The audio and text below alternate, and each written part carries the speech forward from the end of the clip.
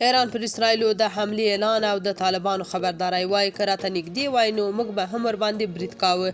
جزئیات همدلته وګورئ او چینل هم سبسکرایب کړئ. ایران وایي ډېر ژر به د اسرائیلو استثنایي انځورونه وګورئ. د حماس د مشر اسماعیل هنیا له ترور وروسته اسرائیلو د لومړۍ درجې احضارات اعلان کړي دي او هره شیبه د هر ډول اقدام اندېښنه ورسره دی. په ورته وخت کې ایراني رسنۍ وایي چې په راتلونکو څو ساعتونو کې به نړۍ استثنایي انځورونه ننداره کړي. د ایران د بهرنیو چارو وزیر سلاکار محمد مرندي ویلي له ټولو غوښتنه کوو چې له اسرائیلو څخه ووځي. نوموړي په خپل ایکس پاڼه لیکلي دي ووځئ برید کیدونکی دی. بلخوا نیویارک ټایمز په ایران کې د امنیتي چارواکي له خولې لیکلي دي چې د حماس د مشر اسماعیل هنیا د ترور په تړاو 20 کسان نیول شوي چې په دې کې د استخباراتو امنیتي چارواکي مامورین او د میلمستون مسؤل او کارمندان شامل دي. نیویارک ټایمز زیاتوي له تیرو 2 ورځو راهیسې په ټول ایران کې د چارواکو او امنیتي مسؤلینو د خوندیتوب او امنیت پروتوکول بدل شوی دی.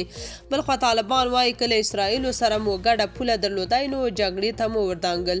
د ایراني رسنیو د راپور له مخې د طالبانو د رئیس الوزرا سیاسي مرستیال د ایران د کورنیو چارو له وزیر سره په لیدنه کې ویلي که افغانستان له اسرائیلو سره ګډه پوله درلودای نو طالبانو به د غزې د خلکو د دفاع لپاره جګړې ته وردانګلي وای.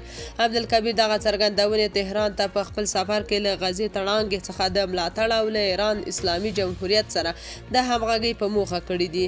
د آنلاین خبر اژانس د طالبانو د رئیس الوزرا سیاسي مرستیال عبدالکبیر په حواله لیکلي افغانستان د ایران اسلامي جمهوریت په ملتیا د غزې مظلومو خلکو ملاتړ کوي. که مو له اشغالګر رژیم سره ګډه پوله درلودای نو د غزې د دفاع لپاره به له صهیونیستانو سره جګړې ته وردانګل. تاسو په دې اړه څه نظر لرئ؟ کومنټ کې شریک او چینل هم سبسکرایب کړئ.